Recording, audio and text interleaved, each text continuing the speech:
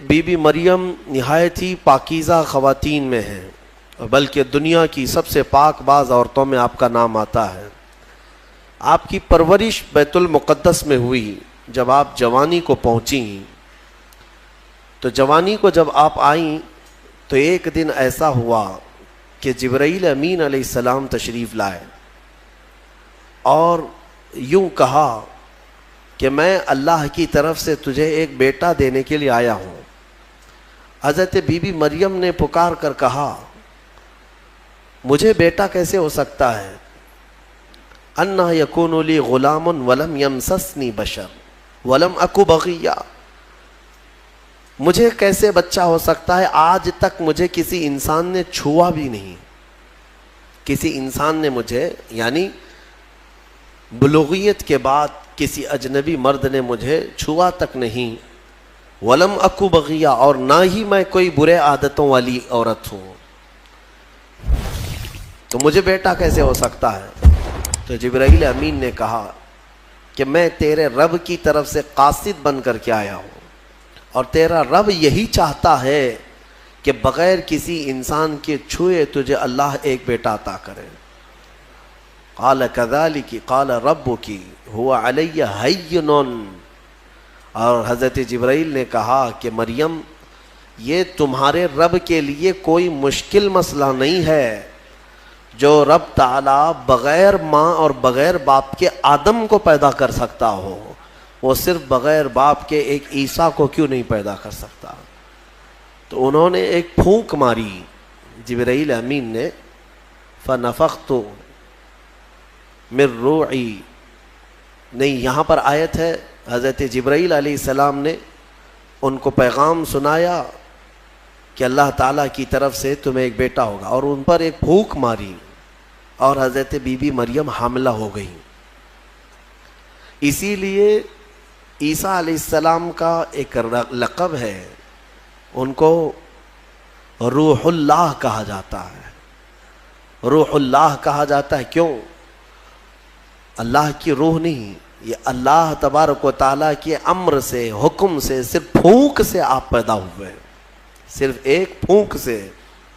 Be be مریم جب حاملہ ہو گئیں اب وہ گھبرانے لگیں، یہ تو پتہ ہے جب حضرت بی بی مریم کو معلوم ہے، ان کے رب کو معلوم ہے، لیکن دنیا کیا کہے گی؟ کیا لوگ ایسے ہی مان لیں گے؟ لیکن سارے لوگ حضرت بی بی مریم کی طہارت کو تو مانتے تھے، ان کی پاکیزگی کا سب لوگ اقرار کرتے تھے، لیکن جب آپ حاملہ ہو گئیں تو پھر اللہ تبارک و تعالیٰ کا حکم ہوا آپ کو کہ آپ آبادی سے یہ نکل جائیں، یہاں سے دور نکل جائیں، اور کھجوروں کا ایک باغیچہ ہے اس میں وہ چلی گئیں جب ولادت کا وقت قریب آیا، اور اللہ تبارک و تعالیٰ نے انہیں وہاں جانے کا حکم دیا۔ اب وہاں جب وہ پہنچیں تو درد کی شدت تھی آپ کو بھی، اور حضرت بی بی مریم نے درد زہ میں جو الفاظ کہے وہ بھی قرآن میں آیا، فناداها من تحتها اللہ تحزنی قد جعل ربکی تحتکی سریا، وہ پکارنے لگیں اور یہ کہتی تھی یا لیتنی مت قبل ھذا وکنت نسیا منسیا، اے کاش میں اس سے پہلے مر گئی ہوتی۔ یہ درد جو ہوتا ہے نا بچے کی ولادت سے پہلے، یہ بہت شدید ہوتا ہے، اور عورتوں کو اسی کا اجر بھی دیا جاتا ہے۔ اگر بچے کی ولادت کے دوران کسی عورت کا انتقال ہو گیا تو اسے شہید کا مقام دیا جاتا ہے، وہ شہادت ہے، اس کی شہادت کا مقام ہے۔ درد زہ کو، یہ جو ولادت کا درد ہوتا ہے عورتوں کو، بعض حکماء نے کہا ہے، کچھ حکیموں نے، کہ روح نکلنے کے وقت 40 ایسی بڑی ہڈیاں ہیں جس سے روح نکل جاتی ہے تو موت آ جاتی ہے۔ 40 ہڈیوں سے جب روح نکل جائے تو موت آتی ہے۔ بچے کی ولادت کے وقت عورت کی 39 ہڈیوں سے روح نکل چکی ہوتی ہے۔ اب اس سے اندازہ کریں کہ وہ موت کے منہ میں قریب جا کر واپس آتی ہے۔ ایک بچے کو جنم دینا دنیا میں، یہ اللہ تبارک و تعالیٰ ہی ان عورتوں کو صبر دیتا ہے، اور وہ درد اور وہ تکلیف کو برداشت کرنے کی اللہ تبارک و تعالیٰ ہی انہیں طاقت عطا کرتا ہے، ورنہ اس درد کو سہنا ہر ایک کا کام نہیں ہے۔ بہرحال حضرت بی بی مریم نے اس درد کی شدت میں جو پکارا وہ قرآن میں آیا ہے، قرآن میں آیا۔ اسی لیے تو حدیث پاک میں بھی ملتا ہے کہ سوال ہوا میرے آقا صلی اللہ تعالیٰ علیہ وسلم سے کہ میں یا رسول اللہ اپنی بوڑھی ماں کو اپنے کندھے پر بٹھا کر حج کرا چکا ہوں، خانہ کعبہ کے ساتھ طواف، اور گرم زمین جس میں ننگے پیر میرے تلووں میں آبلے پڑ گئے ہیں، تو کیا میں نے اپنی ماں کا حق ادا کر دیا؟ حضور پاک صلی اللہ تعالیٰ علیہ وسلم کا جواب سنیں۔ ان سے فرمایا کہ تم نے اپنے کندھے پر اپنی بوڑھی ماں کو بٹھا کر حج کرایا، طواف کعبہ کروایا، تم اس کے حق کی بات کرتے ہو؟ جب تم اپنی ماں کے پیٹ میں تھے ایک جھٹکا تم نے جو لگایا تھا اس کا بھی حق نہیں ادا ہوا، کیونکہ بچہ جب گھومتا ہے پیٹ کے اندر ماں کے، ہر گھومنے کے وقت، ہر چکر کے وقت اس کا ایک الگ درد ہوتا ہے۔ 9 مہینے وہ بچوں کو اٹھاتی ہے۔ میرے عزیزو، اگر تمہارے پیٹ میں کھانا زیادہ ہو جائے تو پیٹ بھاری پڑ جاتا ہے اور آپ چل پھر نہیں پاتے، جلدی سے آپ سکون کی جگہ ڈھونڈتے ہیں کہ میں پیٹ خالی کر لوں یا ہلکا کر لوں۔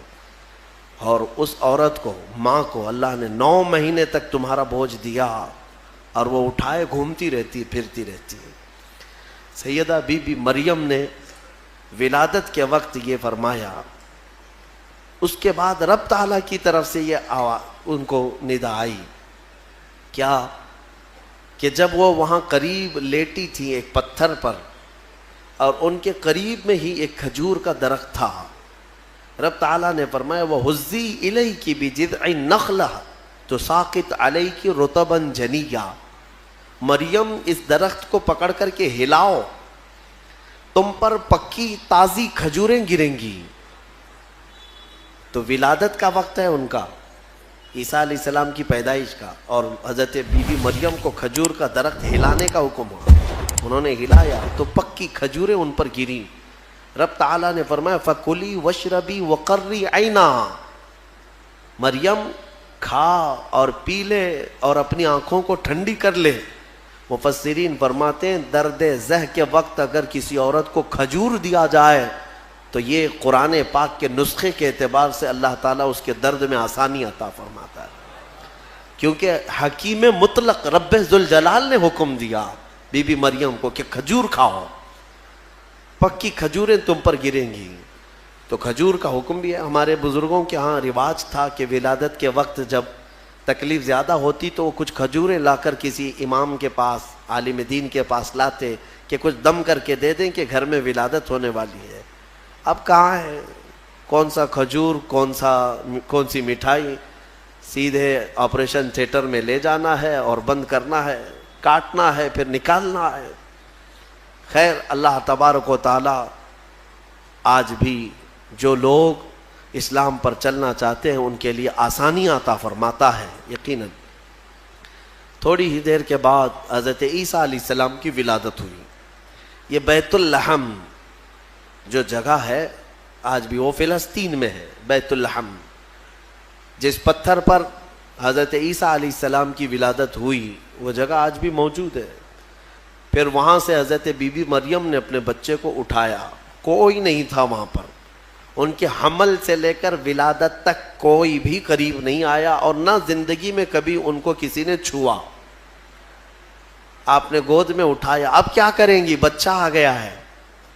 رب تعالیٰ نے فرمایا فَإِمَّا تَرَئِنَّ مِنَ الْبَشَرِ أَحَدًا فَقُولِي إِنِّي نَذَرْتُ لِلرَّحْمَنِ صَوْمًا فَلَنْ أُكَلِّمَ الْيَوْمَ إِنسِيًّا، مریم اب اپنی بستی کی طرف جاؤ گی، اگر کوئی انسان تمہیں نظر آئے، لوگ اگر نظر آئیں تو بات مت کرنا کسی سے، ان سے کہنا آج میں نے چپ رہنے کا روزہ رکھا ہے۔ ہاں، اس شریعت میں ہوا کرتا تھا چپ کا روزہ، خاموشی کا روزہ، کہ دن بھر خاموش رہنے کا بھی روزہ ہوا کرتا تھا۔ اب یہ بھی کیسے بتائیں گی، وہ اشارے سے، اس زمانے میں ہوتا تھا جب کوئی خاموشی کا روزہ رکھتا تو وہ اشاروں سے بات کرتا، سامنے والا سمجھ جاتا آج اس کا خاموشی کا روزہ ہے۔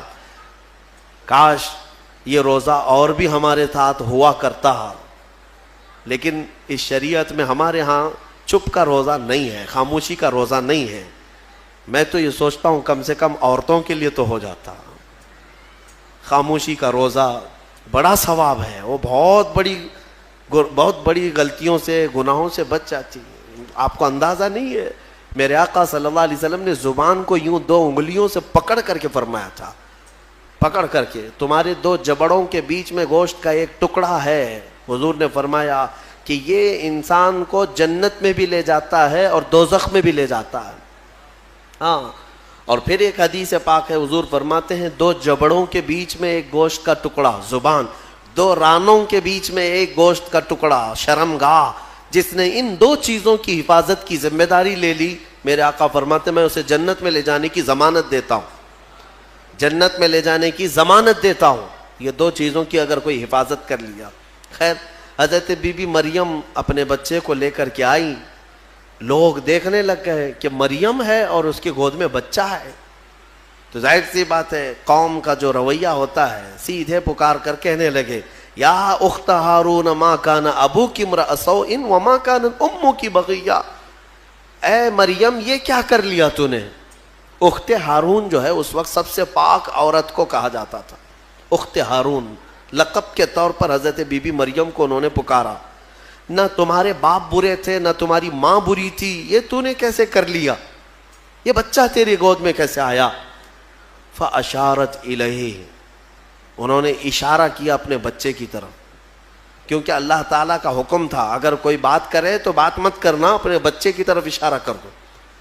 آج میں خاموشی کا روزہ ہوں، اشارہ کیا اپنے گود والے بچے کی طرف، 1 دن کا بچہ ہے، تو لوگ بول پڑے کہ تو اس کی طرف اشارہ کر رہے، قالوا کیف نکلم من کان فی المہد صبیا، ہم کیسے بات کریں اس سے جو آج گود میں ہے تیرے، آج کا بچہ ہے۔ قرآن میں ہے جب وہ لوگ بحث کر رہے تھے، قال انی عبد اللہ آتانی الکتاب وجعلنی نبیا، ابھی وہ بحث کر رہے تھے، عیسیٰ علیہ السلام گود سے ہی بول پڑے۔ کیا بولے؟ بولنے لگے اے لوگوں میں اللہ کا بندہ ہوں، انی عبداللہ، اللہ نے مجھے کتاب عطا کیا ہے، وجعلنی نبیا، اور نبی بنا کر بھیجا ہے، وجعلنی مبارکن اینما کنت، اور جہاں میں رہوں گا برکت کا ذریعہ بنوں گا، اور اللہ تعالیٰ نے مجھے نماز کا اور زکوٰۃ کا حکم دیا ہے، اور میری والدہ کے ساتھ اچھائی کا سلوک کرنے، حسن سلوک کرنے کا حکم دیا ہے۔ اور پھر آخر میں عیسیٰ علیہ السلام اس جملے پر اپنی بات ختم کرتے ہیں، کون سا جملہ؟ والسلام علی یوم ولدت و یوم اموت و یوم ابعث حیا، سلامتی ہو اس دن پر جس دن میں پیدا ہوا اور جس دن میرا انتقال ہوگا اور جس دن مجھے اٹھایا جائے گا۔ اتنا بات کیا حضرت عیسیٰ علیہ السلام اور پھر خاموش ہو گئے۔ یہ معجزہ نہیں تو اور کیا ہے؟ گود کا آج کا بچہ اتنا وسیع انداز میں بول پڑا، تبھی جا کر کے قوم کی زبان چپ ہو گئی کہ یہ جو آیا ہے مریم کی گود میں یہ کوئی معمولی چیز نہیں ہے۔ ظاہر سی بات ہے جب رب تبارک و تعالیٰ کسی چیز کو بھیجتا ہے تو نشانیوں کے ساتھ بھیجتا ہے۔ اب جتنے تھے وہ مان تو گئے کہ بی بی مریم کو کسی نے چھوا نہیں، یہ سچی ہے، اور جب گود کا بچہ بول رہا ہے تو یہ اور سچی بات ہے کہ محیر العقول چیز ہے، آج تک ہم نے کبھی دیکھا نہیں۔ عیسیٰ علیہ السلام بولے، پھر اس کے بعد عیسیٰ علیہ السلام کو حضرت بی بی مریم اپنے گھر تو لے گئیں۔ یہاں پر رک کر کے میں ایک بات عرض کرنا چاہوں گا، حضرت عیسیٰ علیہ الصلوۃ والتسلیم نے جو جملہ کہا وہ یہ ہے کہ جس دن میں پیدا ہوا اس دن سلامتی ہو، یعنی نبی جس دن پیدا ہوتے ہیں وہ سلامتی والا دن ہوتا ہے۔ عیسیٰ علیہ السلام کی پیدائش کا دن سلامتی والا ہے تو 12 ربیع الاول کیوں نہیں سلامتی والا ہے؟ ہاں، اور نبی خود اپنی ولادت کے دن سلام بھیج رہے ہیں، اور ہم سید الانبیاء کی ولادت پر امتی سلام بھیجیں تو کیا حرج ہے؟ یہ قرآن کا حکم ہے۔ نبی خود اپنی ولادت کے دن سلام بھیج رہے ہیں اور امتی اپنے نبی کے پیدائش کے دن پر سلام بھیجے تو یقیناً یہ باعث برکت ہے اور قرآن کے مطابق ہے۔ خیر، یہ حضرت عیسیٰ علیہ السلام کی ولادت کا واقعہ. عیسیٰ علیہ الصلوۃ والتسلیم اپنی ماں کے ہاں رہے ایک زمانے تک، پھر جب جوان ہوئے. اچھا یہ ایک بات اور بھی بتاؤں، بہت کم عمر میں جن کو نبوت دی گئی، یعنی دنیا میں ظاہری طور پر، وہ 3 نبی ہیں. ایک حضرت عیسیٰ علیہ السلام جن کو گود میں ہی پیدائش میں دے دی گئی. دوسرے یحییٰ علیہ السلام جو حضرت بی بی مریم کے ہاں ان کے باپ حضرت زکریا علیہ السلام نے دعا کی تھی تو اللہ ان کو دیا تھا. یحییٰ علیہ السلام بھی پیدا ہوتے ہی نبی ہو گئے تھے، نبوت کے ساتھ دنیا میں آئے. تیسرے حضرت یوسف علیہ السلام جب ان کے بھائیوں نے انہیں کنویں میں ڈالا تھا تب ان کو، یہ چھوٹی عمر میں جن کو نبوت دی گئی وہ 3 انبیاء اکرام ہیں. یہ تو دنیا کی زندگی کے اعتبار سے. لیکن اگر کوئی یہ کہتا ہے کہ ہمارے آقا محمد صلی اللہ علیہ وسلم کو 40 سال کی عمر میں نبوت دی گئی تو یہ جملہ غلط ہے. میرے عزیزو، حضور کو نبوت دی گئی نہیں، نبی ہونے کا اعلان کرنے کا حکم دیا گیا. نبوت کب دی گئی وہ خود رسول سے پوچھو. میرے آقا فرماتے ہیں کنت نبیا وآدم بین الماء والطین، میں تو اس وقت بھی نبی تھا جب آدم علیہ السلام کو ابھی مٹی اور پانی میں گوندا جا رہا تھا. آدم علیہ السلام کا ابھی پتلا بھی نہیں تیار ہوا تھا. حضور فرماتے میں اس وقت بھی نبی تھا. تو نبی تو میرے آقا صلی اللہ علیہ وسلم پہلے سے تھے. بہرحال عیسیٰ علیہ السلام اللہ تعالیٰ کی ایک نشانی ہے، ان کی ذات ہی اللہ کی ایک نشانی ہے. کیونکہ عقل میں یہ آ جانا کہ بغیر باپ کے دنیا میں آئے جبکہ ان کی ماں کو کسی مرد نے چھوا نہیں. اسباب تو یہ بتاتے ہیں دنیا میں کہ ایک عورت اور ایک مرد کے اختلاط سے ہی بچہ پیدا ہوتا ہے. دنیا میں بچے کی ولادت ایک مرد اور ایک عورت کے ملنے سے ہی ہوتی ہے.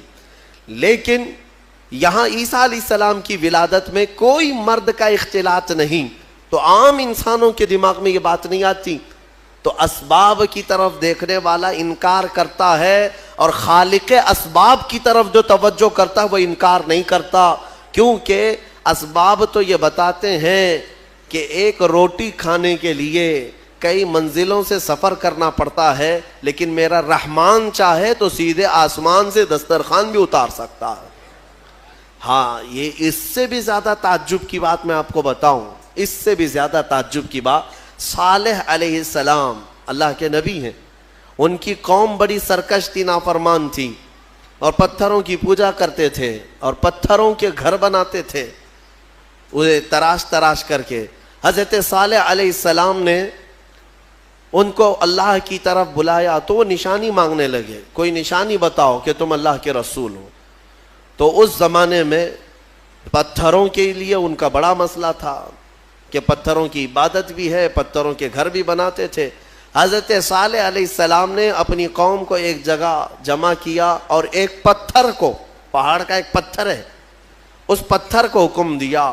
تو اللہ تعالیٰ نے اس پتھر کے اندر سے ایک اونٹنی پیدا فرمائی، ناقۃ اللہ، اس کو اللہ کی اونٹنی. اب مجھے بتاؤ کیا یہ عقل تسلیم کرے گی کہ ایک اونٹنی کو پیدا ہونے کے لیے اس کے بھی تو ماں باپ ہونے چاہیے، وہ بھی کسی اونٹنی کی پیٹ سے پیدا ہوگی؟ لیکن اتنا محیر العقول واقعہ کہ پتھر اور اونٹنی کا کیا میل. ہاں یہ بھی بات سمجھ میں آ سکتی ہے کہ ہاتھی کے ہتھنی کے پیٹ سے کوئی اونٹنی پیدا ہو گئی، یا کسی جانور کے پیٹ سے کوئی دوسرا جانور پیدا ہو گیا، کچھ قریب تو سمجھ میں آتا ہے. لیکن پتھر کے اندر سے اونٹنی پیدا ہونا یہ سمجھ میں آتا ہے. اللہ تبارک و تعالیٰ جب اپنی نشانیاں دکھانا چاہتا ہے تو اسی طرح کی معجزے اپنے نبیوں کو دیتا ہے اور ظاہر کرتا ہے تاکہ لوگ ان اللہ کے نبیوں کی حقانیت کو تسلیم کریں. اسی لیے ہم کہتے ہیں کہ پتھروں سے پانی کا جاری ہونا سمجھ میں آتا ہے.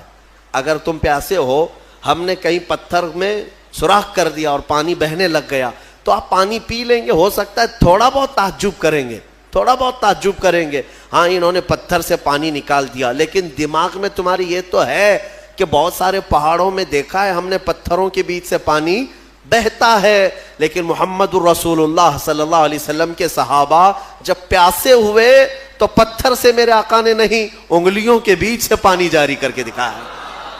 سمجھ میں آتی ہے یہ بات؟ پتھر سے نکلنا تو سمجھ میں آتا، انگلیوں سے نکلنا، اور انگلیوں سے میرے عزیزوں پسینہ نہیں کہ 2 بوند 4 بوند نکل گیا ہو پانی اور اس کو جمع کر لیا ہو، بلکہ صحابہ فرماتے ہیں اس وقت مجمع میں 1400 صحابہ تھے اور سارے صحابہ نے پیٹ بھر کر پانی پیا. پنجاب رحمت حضور کی انگلیوں سے جو نکلے اس پانی سے سارے صحابہ 1400 صحابہ نے پانی پیا، اپنے مویشیوں کو جانوروں کو پلایا، اپنے برتنوں میں اور اپنے مٹکوں میں سب بھر بھی لیا. اور صحابی فرماتے ہیں اس وقت اگر ہم 10,000 بھی ہوتے تو وہ پانی کم نہ ہوتا، اس سے زیادہ کی تعداد بھی ہو. یہ جو معجزے ہیں اللہ تبارک و تعالیٰ کے، نبیوں کے لیے دیے جاتے ہیں، اور یہ نشانیاں حضرت عیسیٰ علیہ الصلوۃ والتسلیم اللہ رب العزت کی کھلی نشانی تھے. اب آگے میں بتاتا ہوں. ایک تو ان کی پیدائش ہی نشانی ہے، ان کی ولادت ہی ایک نشانی ہے. لیکن جب آپ جوان ہوئے ہیں اور لوگوں کو اللہ کی طرف بلائے، ایک خدا کی دعوت، اس کے باوجود لوگ نشانیاں پوچھتے رہے، کیونکہ وہ یہودیوں کی جماعت میں آئے تھے.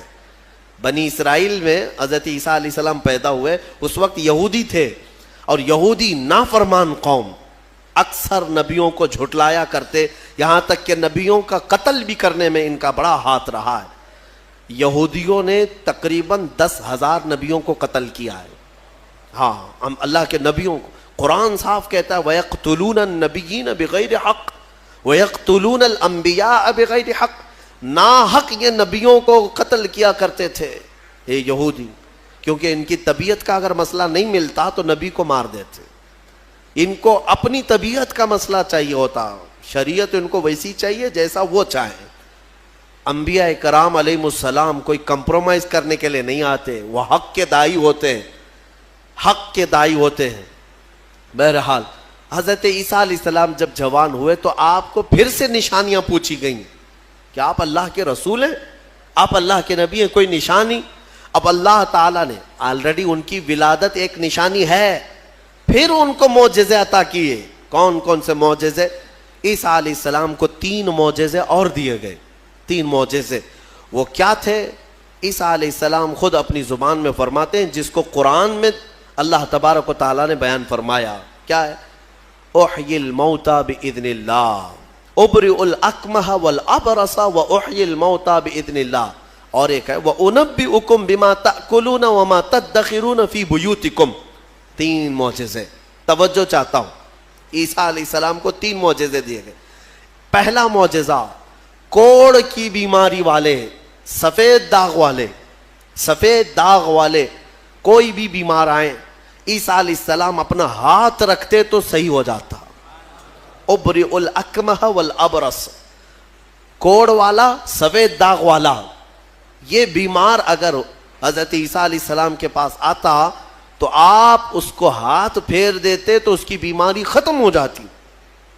دوسرا معجزہ، وَأُحْيِي الْمَوْتَى بِإِذْنِ اللَّهِ، کہتے ہیں کہ میں مردوں کو اللہ کے حکم سے زندہ کر دیتا ہوں. عیسیٰ علیہ السلام فرما رہے ہیں.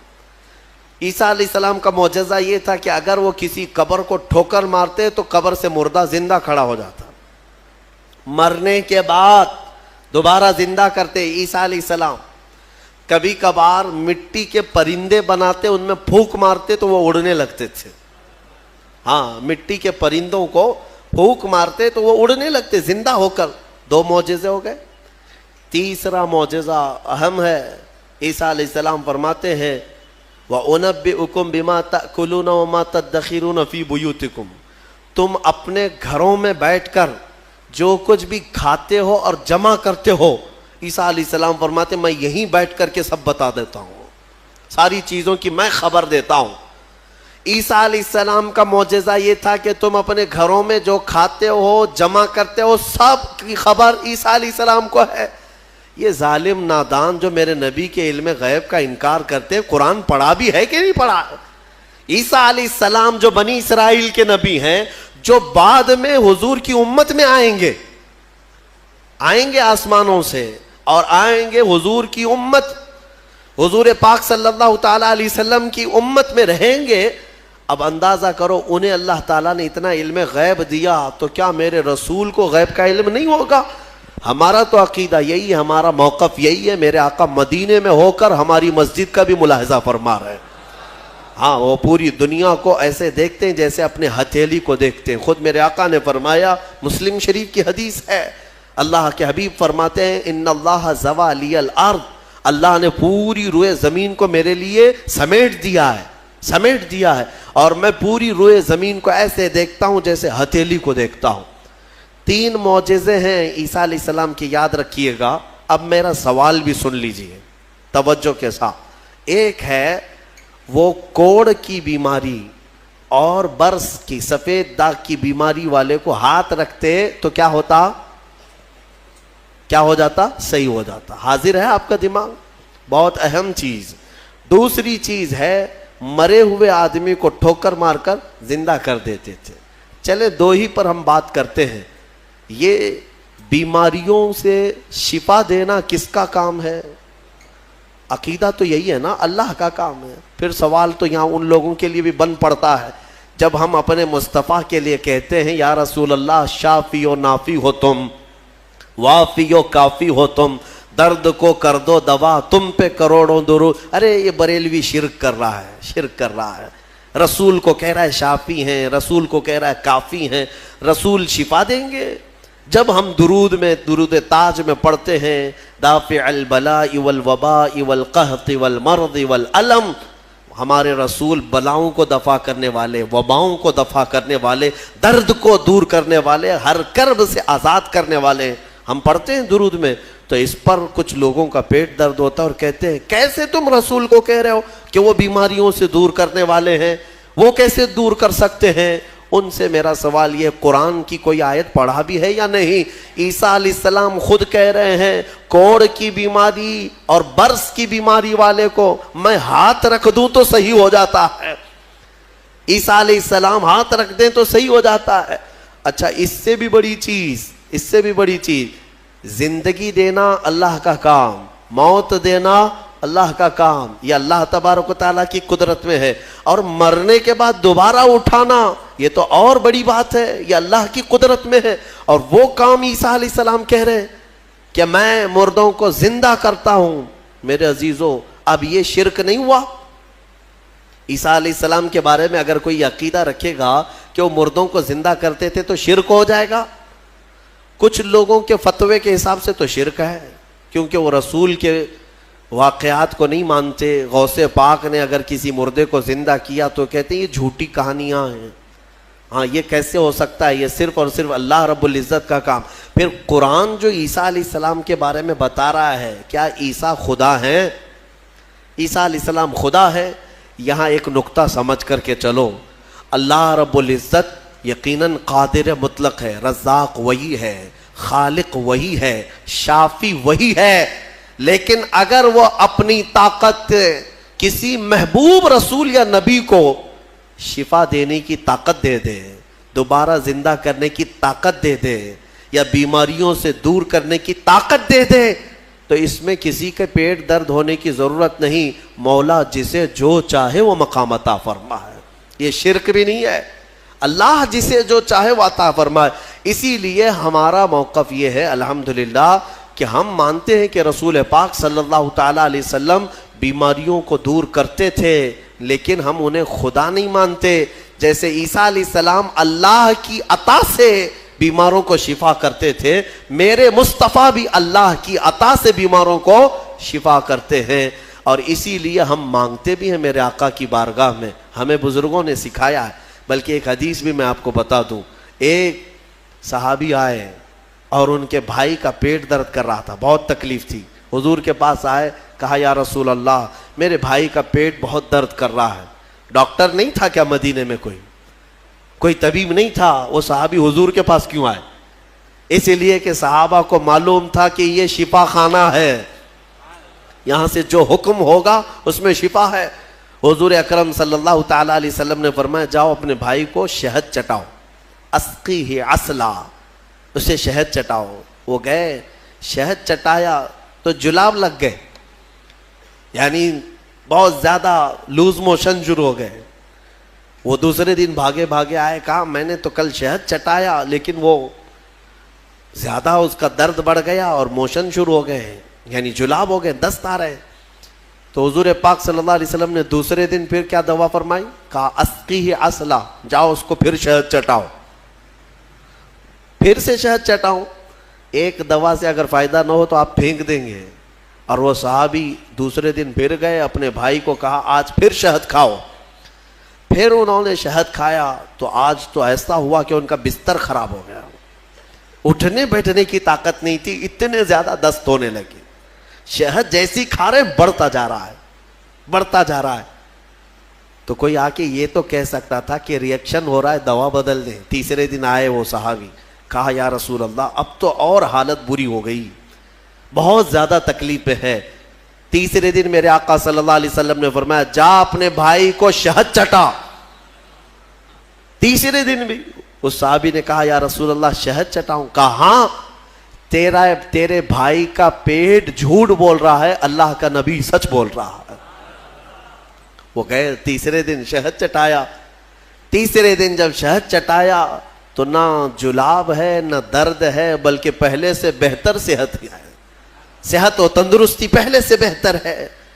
وہ آئے میرے عزیزوں, کہنا یہ تھا کہ حضور پاک صلی اللہ تعالیٰ علیہ وسلم نے پھر ارشاد فرمایا کہ تمہارے بھائی کو شہد کی جو تجویز کی گئی تھی وہ اللہ تبارک و تعالیٰ کے حکم سے ہے کہ شہد میں اللہ نے شفا رکھا ہے. اب وہ گڑبڑ کیوں ہو رہی تھی؟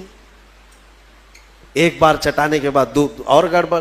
شیطان اس طرح سے کرواتا ہے تاکہ تمہارا عقیدہ رسول کی بات پر نہ رہے, اور اگر تم جمے رہ گئے اسی بات پر تو شفا تو اللہ ہی کی طرف سے آئے گی.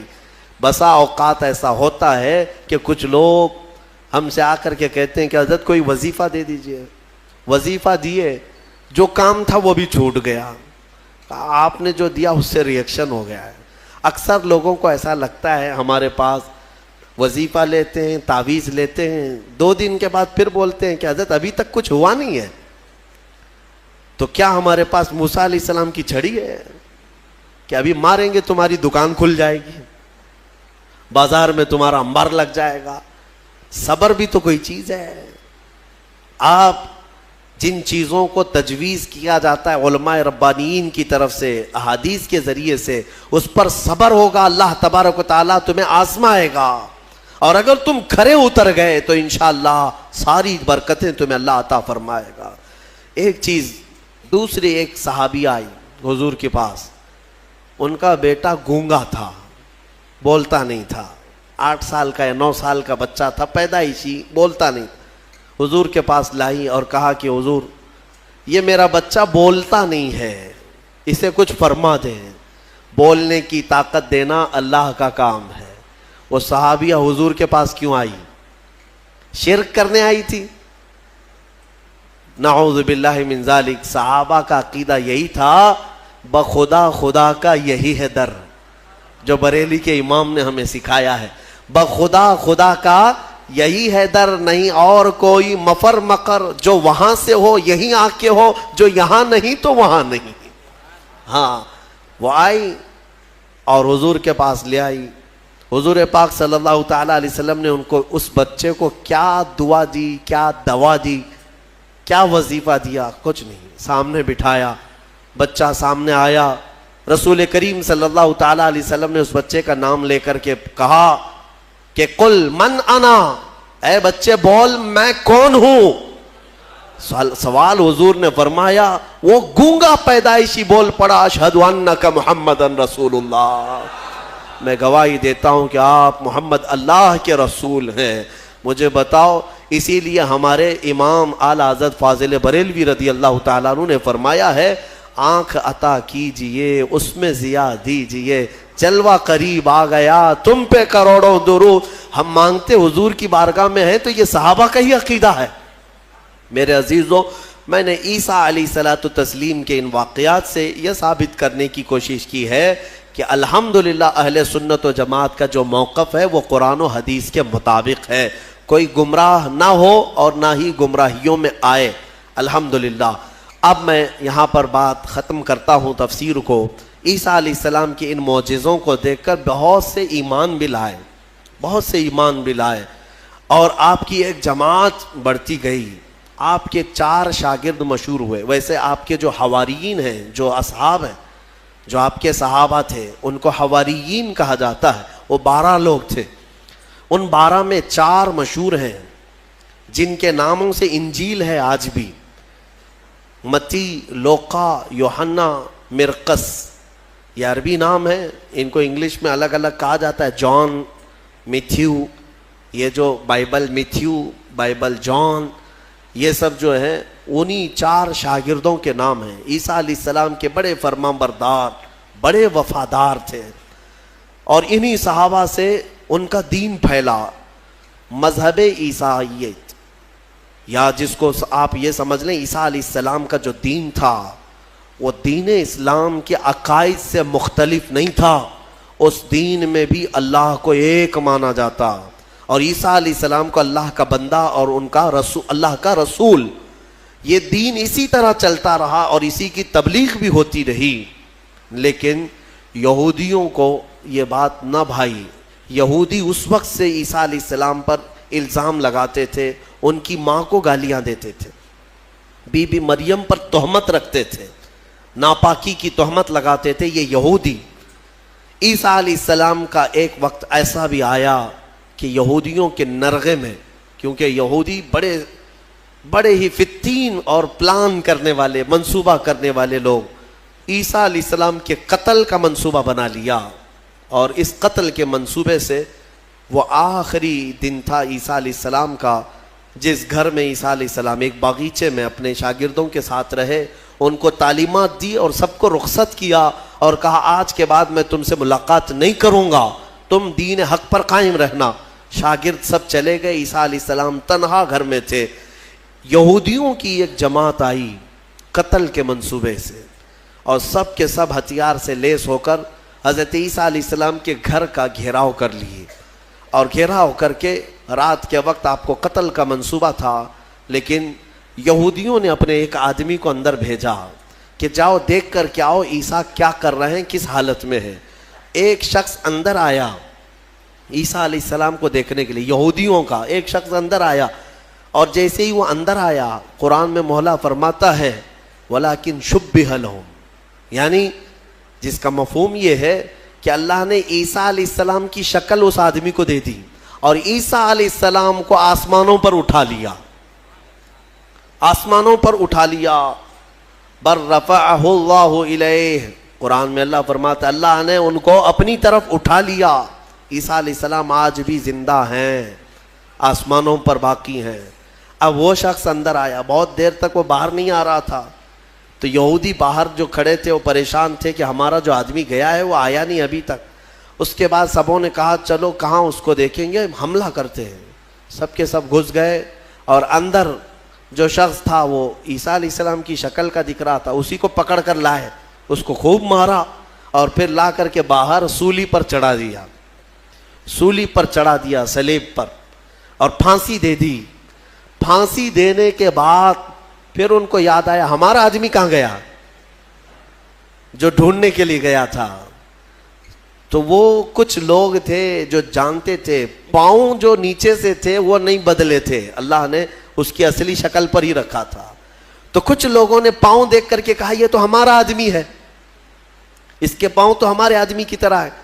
لوگوں نے کہا اگر یہ ہمارا آدمی ہے تو پھر عیسیٰ کہاں گئے، عیسیٰ اس گھر سے کہاں گئے؟ ان کو ہم نے اندر جاتے دیکھا ہے، اندر ہم نے گھیرا کیا ہے، وہ کہاں گئے؟ اسی شک میں رہ گئے یہ عیسیٰ ہے کہ ہمارا آدمی ہے. کچھ کہتے ہمارا آدمی ہے، کچھ کہتے نہیں عیسیٰ ہے. اسی چکر میں رہ گئے یہ لوگ، ان کو پتہ ہی نہیں تھا کہ عیسیٰ علیہ السلام کہاں گئے. ظاہر سی بات ہے عیسیٰ علیہ السلام جب آسمانوں پر اٹھا لیے گئے، اب اگر یہ خبر کوئی دے گا تو کوئی اللہ کا نبی ہی دے گا نا، کوئی نبی ہی دے گا، غیب کی خبر کون دے گا؟ اور اتفاق کی بات عیسیٰ علیہ السلام کے آسمانوں پر اٹھائے جانے کے بعد سے لے کر 550 سال تک کوئی نبی نہیں آیا. اس کے بعد اگر کوئی نبی آیا تو ہمارے آقا محمد صلی اللہ علیہ وسلم آئے. صرف حضور آئے 570 سال کے بعد. میں آپ کو بتاتا ہوں ان یہودیوں کے چکر کو اور عیسائیوں کے چکر کو بھی. عیسائی بیچارے ان کو خود کو بھی نہیں معلوم تھا کہ ہمارے نبی کہاں ہیں. بعض کا عقیدہ یہ بن گیا کہ ہمارے نبی کو سولی پر چڑھا دیا گیا, اسی لیے آج بھی وہ لوگ سلیب ڈال کر کے گھومتے رہتے. ایک جماعت اس میں یہ بن گئی, ایک جماعت یہ کہنے لگی ہمارے نبی کو یہودیوں نے سلیب پر چڑھا دیا, پھانسی پر چڑھا دیا, اور اس پر پھر عقیدے گڑنے لگ گئے. عقیدے کیا کیا گڑ لیا کہ ہمارے نبی نے جو پھانسی پر چڑھ کر کے قربانی دی ہے, بلیدان دیا ہے, وہ ہم سب کے گناہ معاف کرانے کے لیے قربانی دی ہے.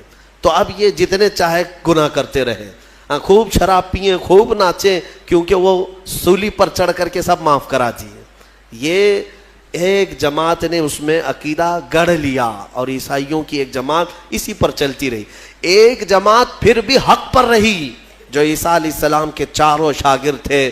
انہوں نے کہا نہ ہمارے نبی کو سولی پر چڑھایا گیا ہے, نہ ہمارے نبی نے ہمارے لیے قربانیاں دی ہیں, یعنی کہ وہ پھانسی پر چڑھ کر کے سب کے گناہ معاف کرائے, بلکہ ان کا عقیدہ تھا کہ اللہ رب العزت نے عیسیٰ علیہ السلام کو اپنے جلوں میں رکھا ہے. وہ کہاں ہے وہ اللہ بہتر جانے اور عیسیٰ جانے. ایک وقت آئے گا جب عیسیٰ کی حقیقت لوگوں کو معلوم ہوگی. یہ ایک حق جماعت ہمیشہ کہتی رہی اور اسی پر وہ لوگ باقی رہے.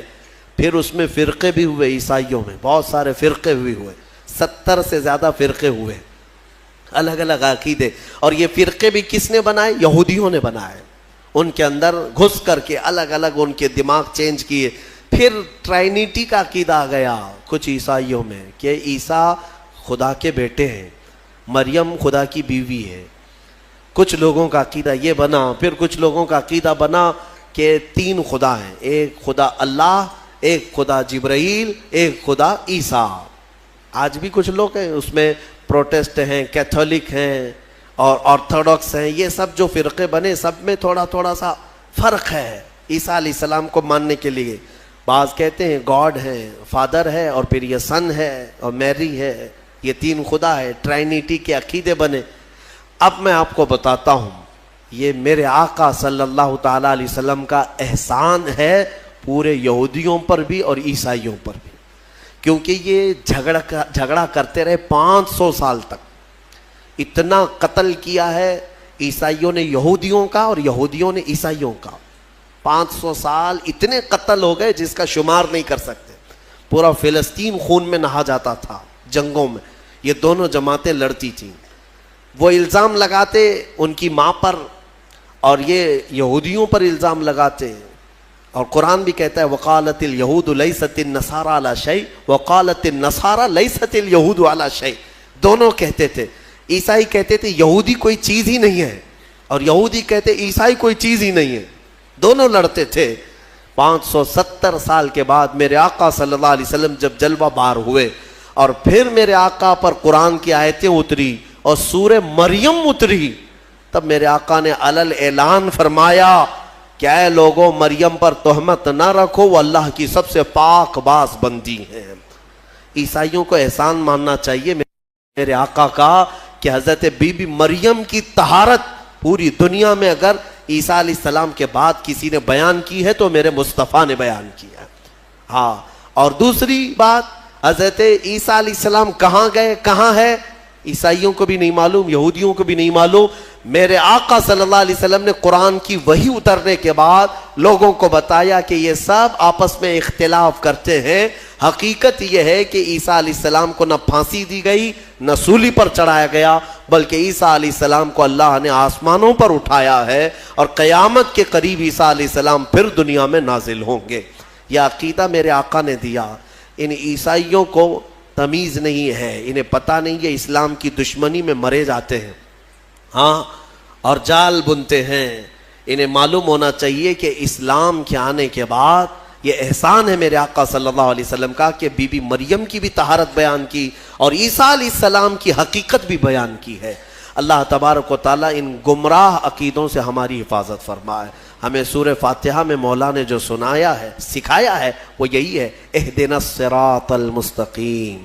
دعا کرتے نا, اے اللہ ہمیں سیدھا راستہ چلا, اے اللہ ہمیں سیدھا راستہ چلا. کون سا سیدھا راستہ؟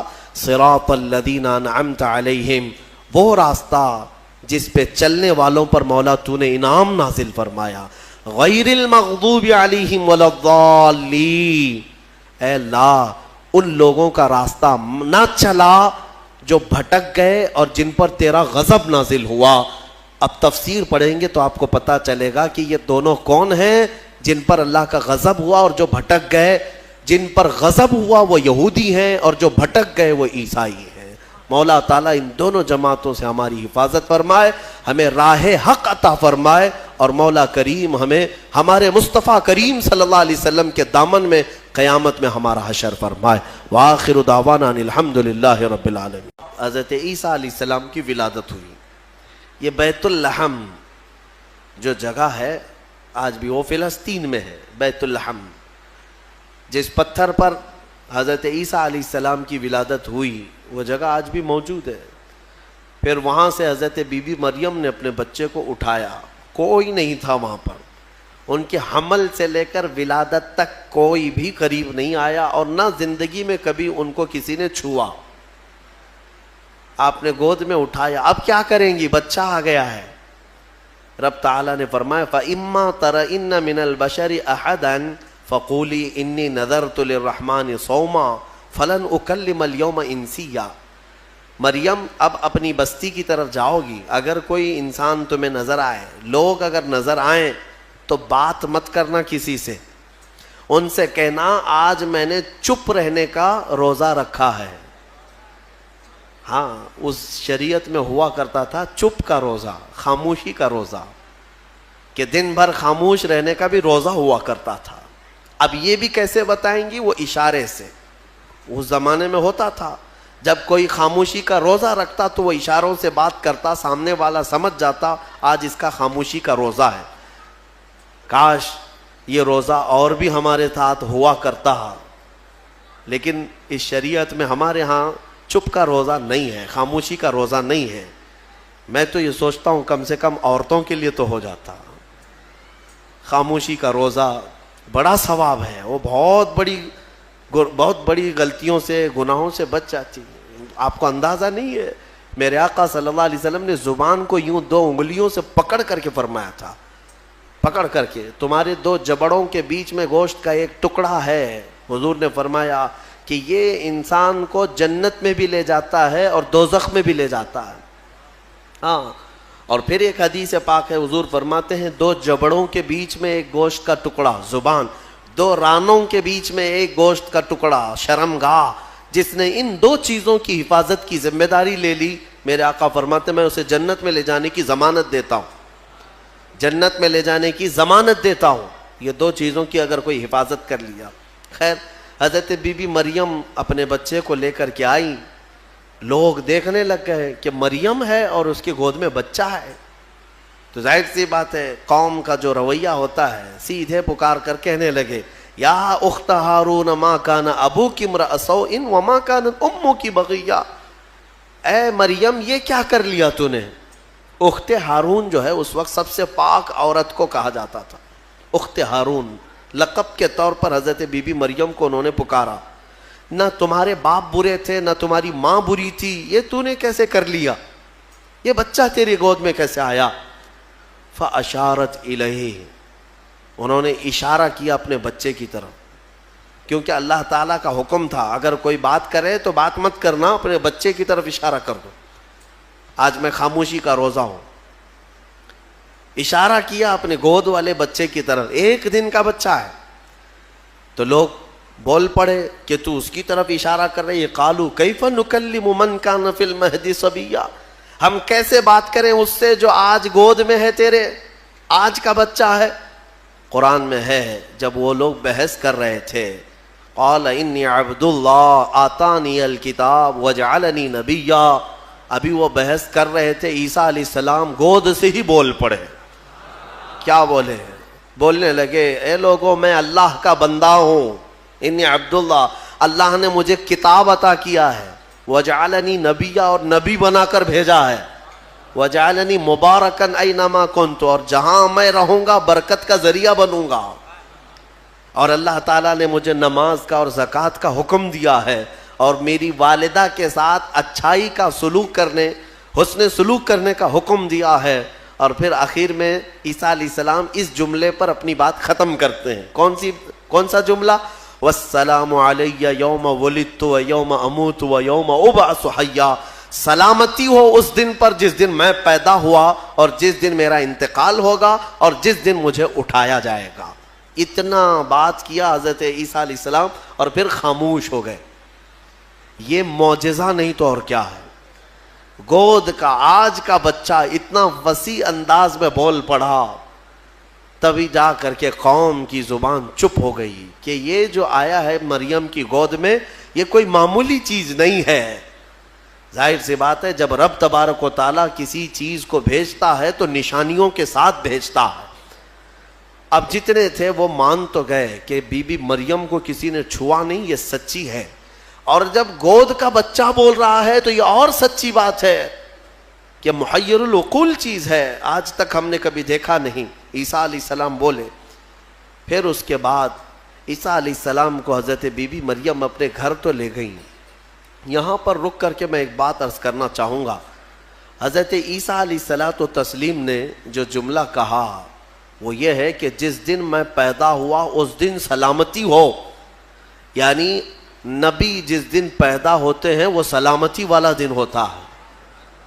عیسیٰ علیہ السلام کی پیدائش کا دن سلامتی والا ہے تو 12 ربیع الاول کیوں نہیں سلامتی والا ہے؟ ہاں. اور نبی خود اپنی ولادت کے دن سلام بھیج رہے ہیں اور ہم سید الانبیاء کی ولادت پر امتی سلام بھیجیں تو کیا حرج ہے؟ یہ قرآن کا حکم ہے. نبی خود اپنی ولادت کے دن سلام بھیج رہے ہیں اور امتی اپنے نبی کے پیدائش کے دن پر سلام بھیجے تو یقیناً یہ باعث برکت ہے اور قرآن کے مطابق ہے.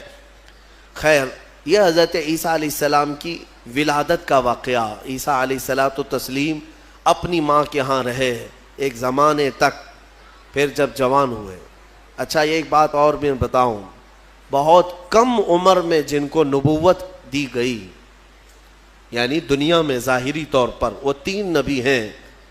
ایک حضرت عیسیٰ علیہ السلام جن کو گود میں ہی پیدائش میں دے دی گئی. دوسرے یحییٰ علیہ السلام جو حضرت بی بی مریم کے ہاں ان کے باپ حضرت زکریہ علیہ السلام نے دعا کی تھی تو اللہ ان کو دیا تھا. یحییٰ علیہ السلام بھی پیدا ہوتے ہی نبی ہو گئے تھے، نبوت کے ساتھ دنیا میں آئے.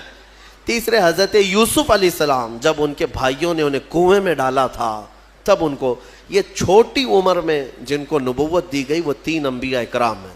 یہ تو دنیا کی زندگی کے اعتبار سے.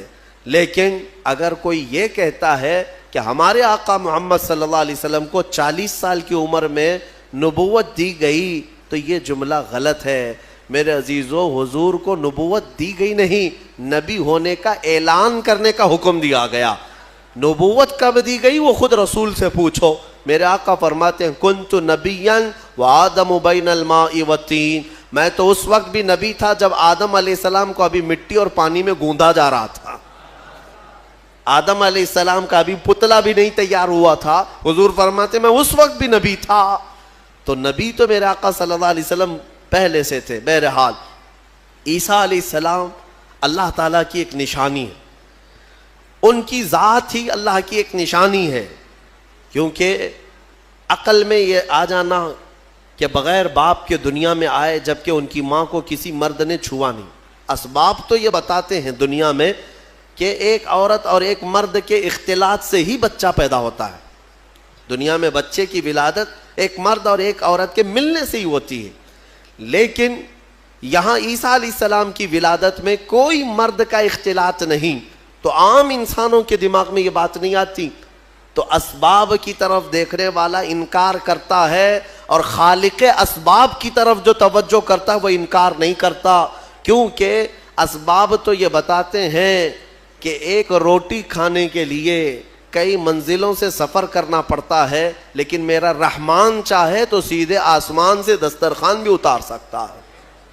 ہاں، یہ اس سے بھی زیادہ تعجب کی بات میں آپ کو بتاؤں، اس سے بھی زیادہ تعجب کی بات، صالح علیہ السلام اللہ کے نبی ہیں، ان کی قوم بڑی سرکش تھی، نافرمان تھی. اور پتھروں کی پوجا کرتے تھے اور پتھروں کے گھر بناتے تھے انہیں تراش تراش کر کے. حضرت صالح علیہ السلام نے ان کو اللہ کی طرف بلایا تو وہ نشانی مانگنے لگے, کوئی نشانی بتاؤ کہ تم اللہ کے رسول ہو. تو اس زمانے میں پتھروں کے لیے ان کا بڑا مسئلہ تھا کہ پتھروں کی عبادت بھی ہے, پتھروں کے گھر بھی بناتے تھے. حضرت صالح علیہ السلام نے اپنی قوم کو ایک جگہ جمع کیا اور ایک پتھر کو, پہاڑ کا ایک پتھر ہے, اس پتھر کو حکم دیا تو اللہ تعالیٰ نے اس پتھر کے اندر سے ایک اونٹنی پیدا فرمائی. ناقۃ اللہ, اس کو اللہ کی اونٹنی. اب مجھے بتاؤ کیا یہ عقل تسلیم کرے گی کہ ایک اونٹنی کو پیدا ہونے کے لیے اس کے بھی تو ماں باپ ہونے چاہیے, وہ بھی کسی اونٹنی کی پیٹ سے پیدا ہوگی؟ لیکن اتنا محیر العقول واقعہ کہ پتھر اور اونٹنی کا کیا میل. ہاں یہ بھی بات سمجھ میں آ سکتی ہے کہ ہتھنی کے پیٹ سے کوئی اونٹنی پیدا ہو گئی, یا کسی جانور کے پیٹ سے کوئی دوسرا جانور پیدا ہو گیا, کچھ قریب تو سمجھ میں آتا ہے. لیکن پتھر کے اندر سے اونٹنی پیدا ہونا یہ سمجھ میں آتا ہے؟ اللہ تبارک و تعالیٰ جب اپنی نشانیاں دکھانا چاہتا ہے تو اسی طرح کی معجزے اپنے نبیوں کو دیتا ہے اور ظاہر کرتا ہے تاکہ لوگ ان اللہ کے نبیوں کی حقانیت کو تسلیم کریں. اسی لیے ہم کہتے ہیں کہ پتھروں سے پانی کا جاری ہونا سمجھ میں آتا ہے. اگر تم پیاسے ہو, ہم نے کہیں پتھر میں سوراخ کر دیا اور پانی بہنے لگ گیا تو آپ پانی پی لیں گے, ہو سکتا ہے تھوڑا بہت تعجب کریں گے, تھوڑا بہت تعجب کریں گے, ہاں انہوں نے پتھر سے پانی نکال دیا. لیکن دماغ میں تمہاری یہ تو ہے کہ بہت سارے پہاڑوں میں دیکھا ہے ہم نے پتھروں کے بیچ سے پانی بہتا ہے. لیکن محمد الرسول اللہ صلی اللہ علیہ وسلم کے صحابہ جب پیاسے ہوئے تو پتھر سے میرے آقا نے نہیں, انگلیوں کے بیچ سے پانی جاری کر کے دکھایا. سمجھ میں آتی ہے یہ بات؟ پتھر سے نکلنا تو سمجھ میں آتا, انگلیوں سے نکلنا, اور انگلیوں سے میرے عزیزو پسینہ نہیں کہ 2 بوند 4 بوند نکل گیا ہو پانی اور اس کو جمع کر لیا ہو, بلکہ صحابہ فرماتے ہیں اس وقت مجمع میں 1400 صحابہ تھے اور سارے صحابہ نے پیٹ بھر کر پانی پیا. پنجاب رحمت حضور کی انگلیوں سے جو نکلے اس پانی سے سارے صحابہ 1400 صحابہ نے پانی پیا, اپنے مویشیوں کو جانوروں کو پلایا, اپنے برتنوں میں اور اپنے مٹکوں میں سب بھر بھی لیا. اور صحابی فرماتے ہیں اس وقت اگر ہم 10,000 بھی ہوتے تو وہ پانی کم نہ ہوتا, اس سے زیادہ کی تعداد بھی ہو. یہ جو معجزے ہیں اللہ تبارک و تعالیٰ کے, یہ نبیوں کے لیے دیے جاتے ہیں. اور یہ نشانیاں حضرت عیسیٰ علیہ الصلوۃ والتسلیم اللہ رب العزت کی کھلی نشانی تھے. اب آگے میں بتاتا ہوں. ایک تو ان کی پیدائش ہی نشانی ہے, ان کی ولادت ہی ایک نشانی ہے. لیکن جب آپ جوان ہوئے ہیں اور لوگوں کو اللہ کی طرف بلائے, ایک خدا کی دعوت, اس کے باوجود لوگ نشانیاں پوچھتے رہے کیونکہ وہ یہودیوں کی جماعت میں آئے تھے. بنی اسرائیل میں حضرت عیسیٰ علیہ السلام پیدا ہوئے, اس وقت یہودی تھے, اور یہودی نافرمان قوم اکثر نبیوں کو جھٹلایا کرتے, یہاں تک کہ نبیوں کا قتل بھی کرنے میں ان کا بڑا ہاتھ رہا ہے. یہودیوں نے تقریباً 10,000 نبیوں کو قتل کیا ہے. ہاں, ہم اللہ کے نبیوں کو, قرآن صاف کہتا ہے وَيَقْتُلُونَ النَّبِيِّينَ بِغَيْرِ حَقٍّ وَيَقْتُلُونَ الْأَنْبِيَاءَ بِغَيْرِ حَقٍّ. ناحق یہ نبیوں کو قتل کیا کرتے تھے یہ یہودی, کیونکہ ان کی طبیعت کا اگر مسئلہ نہیں ملتا تو نبی کو مار دیتے. ان کو اپنی طبیعت کا مسئلہ چاہیے ہوتا, شریعت ان کو ویسی چاہیے جیسا وہ چاہیں. انبیاء کرام علیہ السلام کوئی کمپرومائز کرنے کے لیے نہیں آتے, وہ حق کے داعی ہوتے ہیں, حق کے داعی ہوتے ہیں. بہرحال حضرت عیسیٰ علیہ السلام جب جوان ہوئے تو آپ کو پھر سے نشانیاں پوچھی گئیں کہ آپ اللہ کے رسول ہیں, آپ اللہ کے نبی ہیں, کوئی نشانی. اب اللہ تعالیٰ نے آلریڈی ان کی ولادت ایک نشانی ہے, پھر ان کو معجزے عطا کیے. کون کون سے معجزے؟ عیسیٰ علیہ السلام کو 3 معجزے اور دیے گئے. 3 معجزے وہ کیا تھے؟ عیسیٰ علیہ السلام خود اپنی زبان میں فرماتے ہیں, جس کو قرآن میں اللہ تبارک و تعالیٰ نے بیان فرمایا. کیا ہے؟ احیی الموتى باذن اللہ ابرئ الاکمہ والابرص واحیی الموتى باذن اللہ. اور ایک ہے وَأُنَبِّئُكُمْ بِمَا تَأْكُلُونَ وَمَا تَدَّخِرُونَ فِي بُيُوتِكُمْ.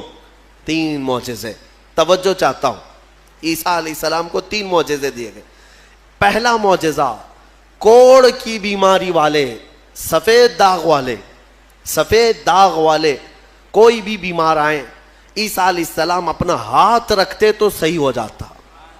ابرئ الاکمہ والابرص, کوڑ والا, سفید داغ والا, یہ بیمار اگر حضرت عیسیٰ علیہ السلام کے پاس آتا تو آپ اس کو ہاتھ پھیر دیتے تو اس کی بیماری ختم ہو جاتی. دوسرا معجزہ, وَأُحْيِي الْمَوْتَى بِإِذْنِ اللَّهِ, کہتے ہیں کہ میں مردوں کو اللہ کے حکم سے زندہ کر دیتا ہوں. عیسیٰ علیہ السلام فرما رہے ہیں. عیسیٰ علیہ السلام کا معجزہ یہ تھا کہ اگر وہ کسی قبر کو ٹھوکر مارتے تو قبر سے مردہ زندہ کھڑا ہو جاتا, مرنے کے بعد دوبارہ زندہ کرتے عیسیٰ علیہ السلام. کبھی کبھار مٹی کے پرندے بناتے, ان میں پھونک مارتے تو وہ اڑنے لگتے تھے. ہاں, مٹی کے پرندوں کو پھونک مارتے تو وہ اڑنے لگتے زندہ ہو کر. 2 معجزے ہو گئے. تیسرا معجزہ اہم ہے. عیسیٰ علیہ السلام فرماتے ہیں وَأُنَبِّئُكُمْ بِمَا تَأْكُلُونَ وَمَا تَدَّخِرُونَ فِي بُيُوتِكُمْ, تم اپنے گھروں میں بیٹھ کر جو کچھ بھی کھاتے ہو اور جمع کرتے ہو, عیسیٰ علیہ السلام فرماتے میں یہیں بیٹھ کر کے سب بتا دیتا ہوں, ساری چیزوں کی میں خبر دیتا ہوں. عیسیٰ علیہ السلام کا معجزہ یہ تھا کہ تم اپنے گھروں میں جو کھاتے ہو, جمع کرتے ہو, سب کی خبر عیسیٰ علیہ السلام کو ہے. یہ ظالم نادان جو میرے نبی کے علم غیب کا انکار کرتے ہیں, قرآن پڑھا بھی ہے کہ نہیں پڑھا؟ عیسیٰ علیہ السلام جو بنی اسرائیل کے نبی ہیں, جو بعد میں حضور کی امت میں آئیں گے آسمانوں سے, اور آئیں گے حضور کی امت, حضور پاک صلی اللہ تعالیٰ علیہ وسلم کی امت میں رہیں گے. اب اندازہ کرو, انہیں اللہ تعالیٰ نے اتنا علم غیب دیا تو کیا میرے رسول کو غیب کا علم نہیں ہوگا؟ ہمارا تو عقیدہ یہی ہے, ہمارا موقف یہی ہے. میرے آقا مدینے میں ہو کر ہماری مسجد کا بھی ملاحظہ فرما رہے ہیں. ہاں, وہ پوری دنیا کو ایسے دیکھتے ہیں جیسے اپنے ہتھیلی کو دیکھتے ہیں. خود میرے آقا نے فرمایا, مسلم شریف کی حدیث ہے, اللہ کے حبیب فرماتے ہیں ان اللہ زوى لی الارض, اللہ نے پوری روئے زمین کو میرے لیے سمیٹ دیا ہے, اور میں پوری روئے زمین کو ایسے دیکھتا ہوں جیسے ہتھیلی کو دیکھتا ہوں. 3 معجزے ہیں عیسیٰ علیہ السلام کی, یاد رکھیے گا. اب میرا سوال بھی سن لیجئے توجہ کے ساتھ. ایک ہے وہ کوڑ کی بیماری اور برس کی, سفید داغ کی بیماری والے کو ہاتھ رکھتے تو کیا ہو جاتا؟ صحیح ہو جاتا. حاضر ہے آپ کا دماغ؟ بہت اہم چیز. دوسری چیز ہے مرے ہوئے آدمی کو ٹھوکر مار کر زندہ کر دیتے تھے. چلے 2 ہی پر ہم بات کرتے ہیں. یہ بیماریوں سے شفا دینا کس کا کام ہے؟ عقیدہ تو یہی ہے نا, اللہ کا کام ہے. پھر سوال تو یہاں ان لوگوں کے لیے بھی بن پڑتا ہے جب ہم اپنے مصطفیٰ کے لیے کہتے ہیں یا رسول اللہ شافی و نافی ہو تم, وافی و کافی ہو تم, درد کو کر دو دوا, تم پہ کروڑوں درود. ارے یہ بریلوی شرک کر رہا ہے. رسول کو کہہ رہا ہے شافی ہیں, رسول کو کہہ رہا ہے کافی ہیں. رسول شفا دیں گے؟ جب ہم درود تاج میں پڑھتے ہیں دافع البلاء والوباء والقحط والمرض والالم, ہمارے رسول بلاؤں کو دفع کرنے والے, وباؤں کو دفع کرنے والے, درد کو دور کرنے والے, ہر کرب سے آزاد کرنے والے. ہم پڑھتے ہیں درود میں, تو اس پر کچھ لوگوں کا پیٹ درد ہوتا ہے اور کہتے ہیں کیسے تم رسول کو کہہ رہے ہو کہ وہ بیماریوں سے دور کرنے والے ہیں, وہ کیسے دور کر سکتے ہیں؟ ان سے میرا سوال یہ, قرآن کی کوئی آیت پڑھا بھی ہے یا نہیں؟ عیسیٰ علیہ السلام خود کہہ رہے ہیں کوڑ کی بیماری اور برس کی بیماری والے کو میں ہاتھ رکھ دوں تو صحیح ہو جاتا ہے. عیسیٰ علیہ السلام ہاتھ رکھ دیں تو صحیح ہو جاتا ہے. اچھا, اس سے بھی بڑی چیز, زندگی دینا اللہ کا کام, موت دینا اللہ کا کام, یہ اللہ تبارک و تعالیٰ کی قدرت میں ہے. اور مرنے کے بعد دوبارہ اٹھانا یہ تو اور بڑی بات ہے, یہ اللہ کی قدرت میں ہے. اور وہ کام عیسیٰ علیہ السلام کہہ رہے ہیں کہ میں مردوں کو زندہ کرتا ہوں. میرے عزیزو, اب یہ شرک نہیں ہوا؟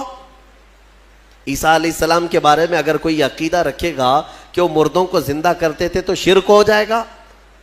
کچھ لوگوں کے فتوے کے حساب سے تو شرک ہے، کیونکہ وہ رسول کے واقعات کو نہیں مانتے. غوث پاک نے اگر کسی مردے کو زندہ کیا تو کہتے ہیں یہ جھوٹی کہانیاں ہیں.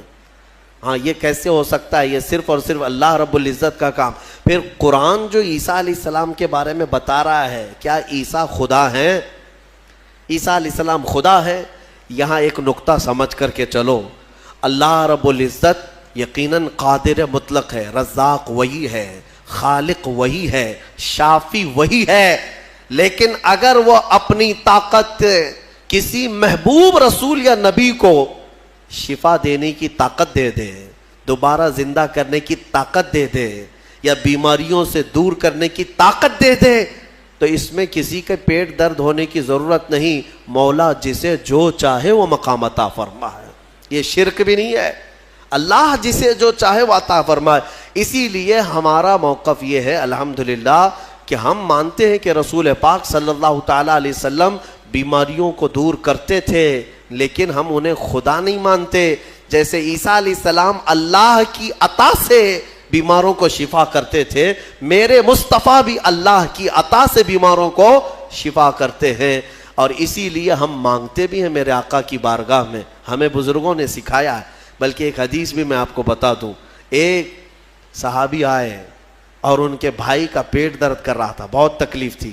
حضور کے پاس آئے، کہا یا رسول اللہ میرے بھائی کا پیٹ بہت درد کر رہا ہے. ڈاکٹر نہیں تھا کیا مدینے میں؟ کوئی طبیب نہیں تھا. وہ صحابی حضور کے پاس کیوں آئے؟ اس لیے کہ صحابہ کو معلوم تھا کہ یہ شفا خانہ ہے، یہاں سے جو حکم ہوگا اس میں شفا ہے. حضور اکرم صلی اللہ تعالیٰ علیہ وسلم نے فرمایا جاؤ اپنے بھائی کو شہد چٹاؤ، اسقیہ عسلا، اسے شہد چٹاؤ. وہ گئے، شہد چٹایا تو جلاب لگ گئے، یعنی بہت زیادہ لوز موشن شروع ہو گئے. وہ دوسرے دن بھاگے آئے، کہا میں نے تو کل شہد چٹایا لیکن وہ زیادہ اس کا درد بڑھ گیا اور موشن شروع ہو گئے، یعنی جلاب ہو گئے، دست آ رہے. تو حضور پاک صلی اللہ علیہ وسلم نے دوسرے دن پھر کیا دوا فرمائی؟ کہا اسقیہ عسلا، جاؤ اس کو پھر شہد چٹاؤ. پھر سے شہد چٹاؤ. ایک دوا سے اگر فائدہ نہ ہو تو آپ پھینک دیں گے. اور وہ صحابی دوسرے دن پھر گئے، اپنے بھائی کو کہا آج پھر شہد کھاؤ. پھر انہوں نے شہد کھایا تو آج تو ایسا ہوا کہ ان کا بستر خراب ہو گیا، اٹھنے بیٹھنے کی طاقت نہیں تھی، اتنے زیادہ دست ہونے لگے. شہد جیسی کھا رہے بڑھتا جا رہا ہے. تو کوئی آ کے یہ تو کہہ سکتا تھا کہ ریئیکشن ہو رہا ہے، دوا بدل دیں. تیسرے دن آئے وہ صحابی، کہا یا رسول اللہ اب تو اور حالت بری ہو گئی، بہت زیادہ تکلیف ہے. تیسرے دن میرے آقا صلی اللہ علیہ وسلم نے فرمایا جا اپنے بھائی کو شہد چٹا. تیسرے دن بھی اس صحابی نے کہا یا رسول اللہ شہد چٹاؤں؟ کہا ہاں، تیرے بھائی کا پیٹ جھوٹ بول رہا ہے، اللہ کا نبی سچ بول رہا ہے. وہ گئے تیسرے دن شہد چٹایا. تیسرے دن جب شہد چٹایا تو نہ جلاب ہے نہ درد ہے، بلکہ پہلے سے بہتر صحت ہے، صحت و تندرستی پہلے سے بہتر ہے. وہ آئے میرے عزیزوں، کہنا یہ تھا کہ حضور پاک صلی اللہ تعالیٰ علیہ وسلم نے پھر ارشاد فرمایا کہ تمہارے بھائی کو شہد کی جو تجویز کی گئی تھی وہ اللہ تبارک و تعالیٰ کے حکم سے ہے کہ شہد میں اللہ نے شفا رکھا ہے. اب وہ گڑبڑ کیوں ہو رہی تھی؟ ایک بار چٹانے کے بعد اور گڑبڑ. شیطان اس طرح سے کرواتا ہے تاکہ تمہارا عقیدہ رسول کی بات پر نہ رہے، اور اگر تم جمے رہ گئے اسی بات پر تو شفا تو اللہ ہی کی طرف سے آئے گی. بسا اوقات ایسا ہوتا ہے کہ کچھ لوگ ہم سے آ کر کے کہتے ہیں کہ حضرت کوئی وظیفہ دے دیجئے. وظیفہ دیے، جو کام تھا وہ بھی چھوٹ گیا. آپ نے جو دیا اس سے ریئیکشن ہو گیا ہے. اکثر لوگوں کو ایسا لگتا ہے ہمارے پاس وظیفہ لیتے ہیں، تعویذ لیتے ہیں، 2 دن کے بعد پھر بولتے ہیں کہ حضرت ابھی تک کچھ ہوا نہیں ہے. تو کیا ہمارے پاس موسیٰ علیہ السلام کی چھڑی ہے کہ ابھی ماریں گے تمہاری دکان کھل جائے گی، بازار میں تمہارا انبار لگ جائے گا؟ صبر بھی تو کوئی چیز ہے. آپ جن چیزوں کو تجویز کیا جاتا ہے علماء ربانیین کی طرف سے احادیث کے ذریعے سے، اس پر صبر ہوگا، اللہ تبارک و تعالیٰ تمہیں آزمائے گا، اور اگر تم کھرے اتر گئے تو انشاءاللہ ساری برکتیں تمہیں اللہ عطا فرمائے گا۔ ایک چیز دوسری، ایک صحابی آئی حضور کے پاس، ان کا بیٹا گونگا تھا، بولتا نہیں تھا، 8 سال کا یا 9 سال کا بچہ تھا، پیدائشی، بولتا نہیں تھا۔ حضور کے پاس لائی اور کہا کہ حضور یہ میرا بچہ بولتا نہیں ہے، اسے کچھ فرما دیں، بولنے کی طاقت دینا اللہ کا کام ہے۔ وہ صحابیہ حضور کے پاس کیوں آئی؟ شرک کرنے آئی تھی؟ نعوذ باللہ من ذالک۔ صحابہ کا عقیدہ یہی تھا، بخدا خدا کا یہی ہے در، جو بریلی کے امام نے ہمیں سکھایا ہے، بخدا خدا کا یہی ہے در، نہیں اور کوئی مفر مقر، جو وہاں سے ہو یہیں آ کے ہو، جو یہاں نہیں تو وہاں نہیں۔ ہاں وہ آئی اور حضور کے پاس لے آئی۔ حضور پاک صلی اللہ تعالیٰ علیہ وسلم نے ان کو، اس بچے کو کیا دعا دی، کیا دوا دی، کیا وظیفہ دیا؟ کچھ نہیں، سامنے بٹھایا، بچہ سامنے آیا، رسول کریم صلی اللہ تعالیٰ علیہ وسلم نے اس بچے کا نام لے کر کے کہا کہ قل من انا، اے بچے بول میں کون ہوں۔ سوال حضور نے فرمایا، وہ گونگا پیدائشی بول پڑا، اشہد انک محمد رسول اللہ، میں گواہی دیتا ہوں کہ آپ محمد اللہ کے رسول ہیں، مجھے بتاؤ۔ اسی لیے ہمارے امام اعلیٰ حضرت فاضل بریلوی رضی اللہ تعالیٰ عنہ نے فرمایا ہے، آنکھ عطا کیجئے اس میں ضیاء دیجئے، جلوہ قریب آ گیا تم پہ کروڑوں درود۔ ہم مانگتے حضور کی بارگاہ میں ہیں تو یہ صحابہ کا ہی عقیدہ ہے۔ میرے عزیزوں، میں نے عیسیٰ علیہ الصلوۃ والتسلیم کے ان واقعات سے یہ ثابت کرنے کی کوشش کی ہے کہ الحمدللہ اہل سنت و جماعت کا جو موقف ہے وہ قرآن و حدیث کے مطابق ہے، کوئی گمراہ نہ ہو اور نہ ہی گمراہیوں میں آئے، الحمدللہ۔ اب میں یہاں پر بات ختم کرتا ہوں تفسیر کو۔ عیسیٰ علیہ السلام کے ان معجزوں کو دیکھ کر بہت سے ایمان بھی لائے، بہت سے ایمان بھی لائے، اور آپ کی ایک جماعت بڑھتی گئی۔ آپ کے 4 شاگرد مشہور ہوئے۔ ویسے آپ کے جو حواریین ہیں، جو اصحاب ہیں، جو آپ کے صحابہ تھے، ان کو حواریین کہا جاتا ہے، وہ 12 لوگ تھے۔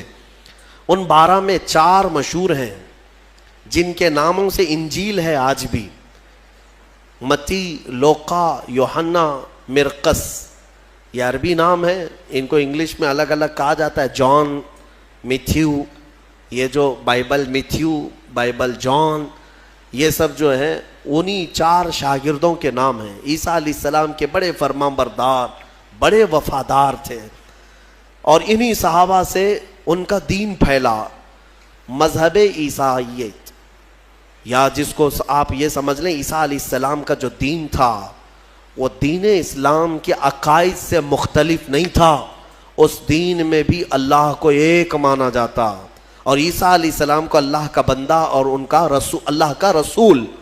یہ دین اسی طرح چلتا رہا اور اسی کی تبلیغ بھی ہوتی رہی، لیکن یہودیوں کو یہ بات نہ بھائی۔ یہودی اس وقت سے عیسیٰ علیہ السلام پر الزام لگاتے تھے، ان کی ماں کو گالیاں دیتے تھے، بی بی مریم پر تہمت رکھتے تھے، ناپاکی کی تہمت لگاتے تھے یہ یہودی۔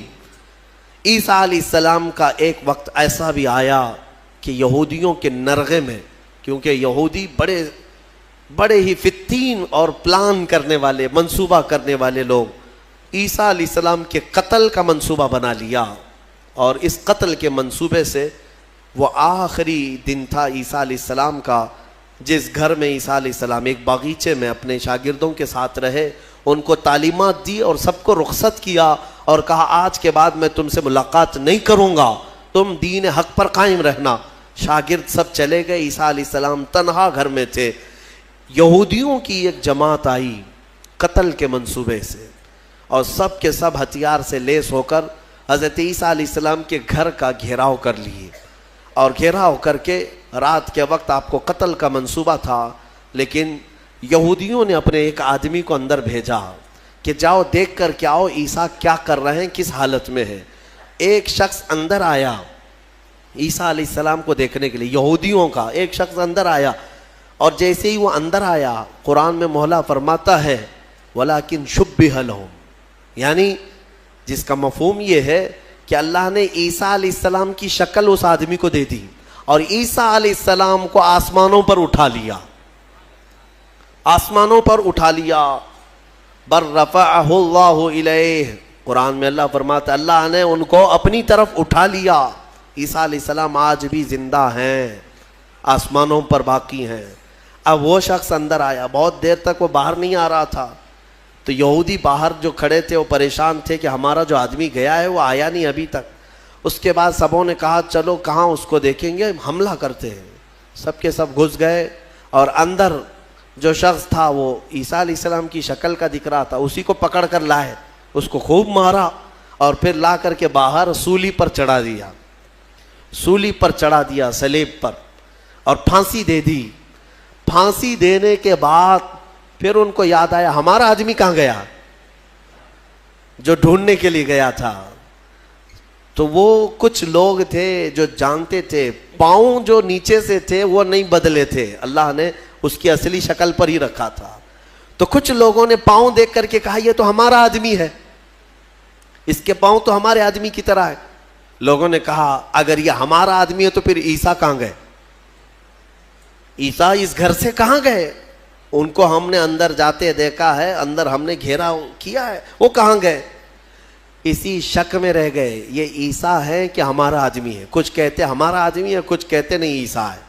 اسی چکر میں رہ گئے یہ لوگ، ان کو پتہ ہی نہیں تھا کہ عیسیٰ علیہ السلام کہاں گئے.